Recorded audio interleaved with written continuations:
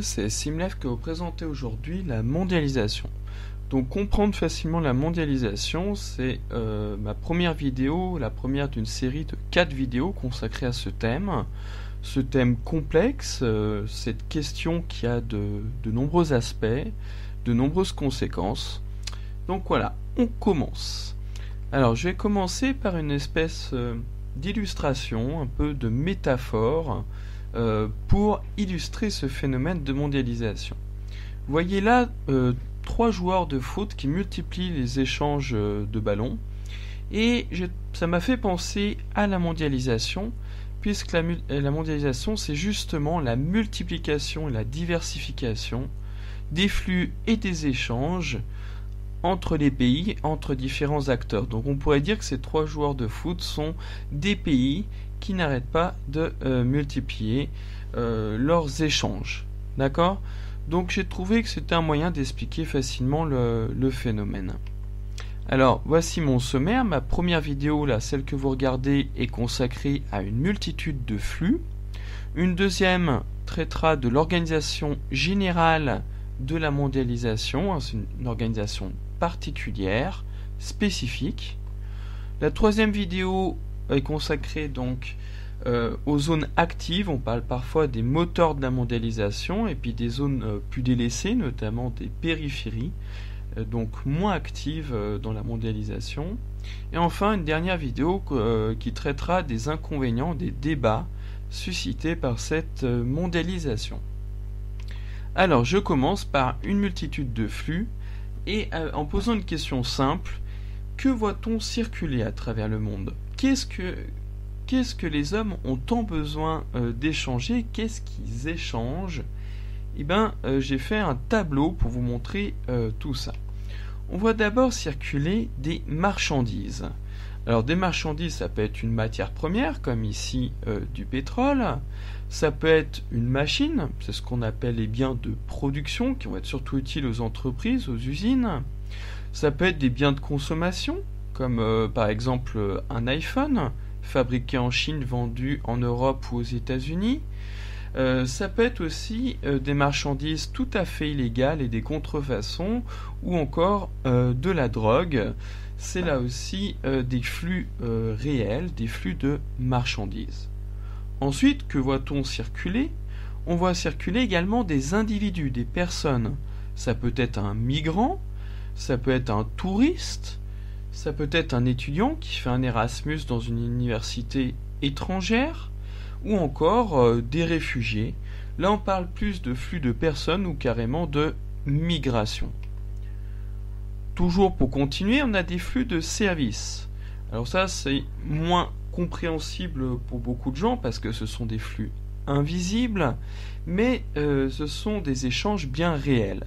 Exemple, si vous avez une entreprise qui sous-traite sa comptabilité à des personnes en Inde, on leur envoie les informations par Internet, ils font le travail demandé avec des outils informatiques, et puis renvoient le résultat de leur travail par email ou par un échange de données en Europe, par exemple. Eh bien, vous avez sous-traité un service à des personnes étrangères ou une entreprise étrangère.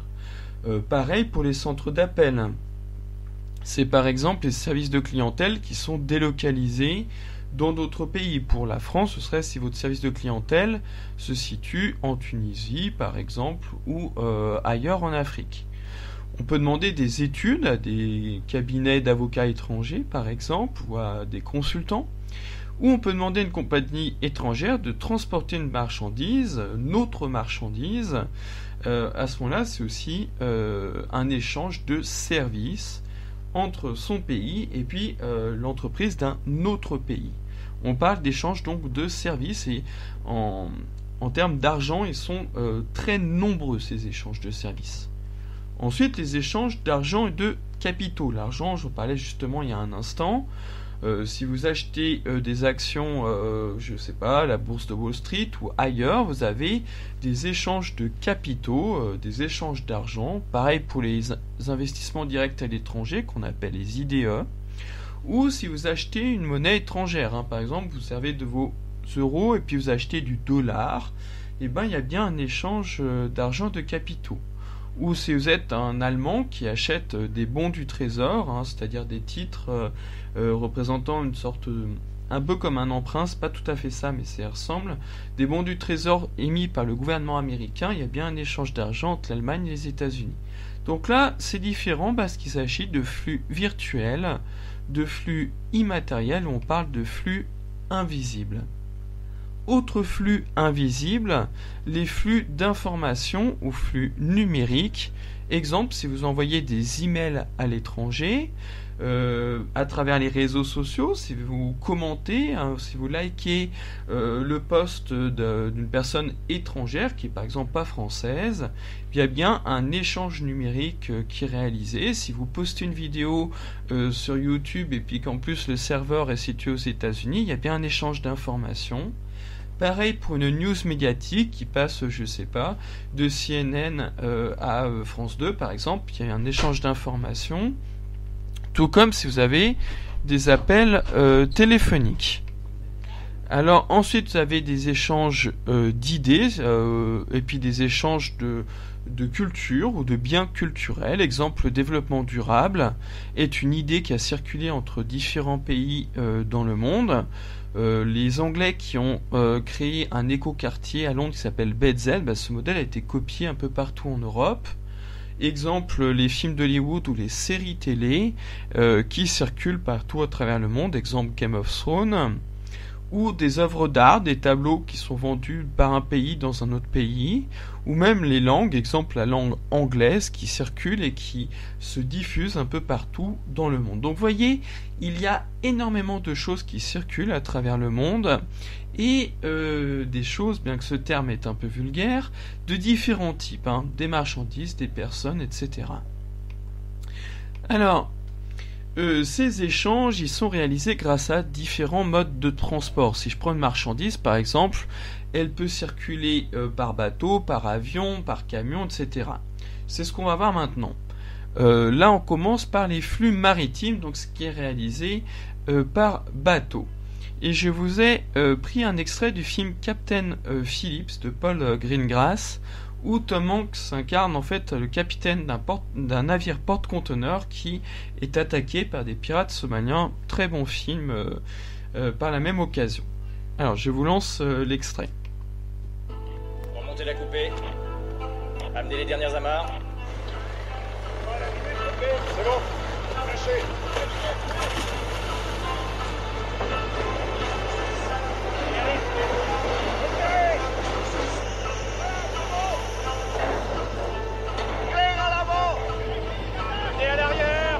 Propulseur d'étrave tribord toute. Propulseur tribord toute.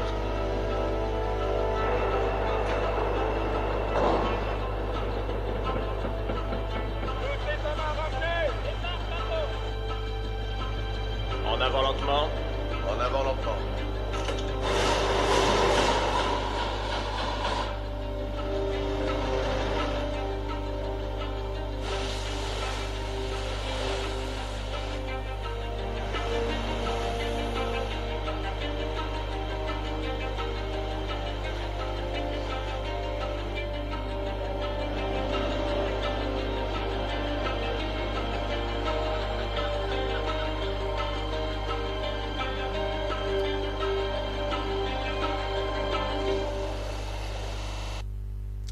Voilà, donc mon extrait est terminé. Donc vous voyez là un navire, un porte-conteneurs qui s'appelle le Maersk Alabama, avec ses caisses, ses conteneurs qui s'entassent, qui s'accumulent, avec un navire donc quand même de grande dimension qui quitte un port avec des dizaines et des dizaines de grues, justement pour charger et décharger ces conteneurs standardisés sur les navires. Donc ça c'est pour les échanges maritimes.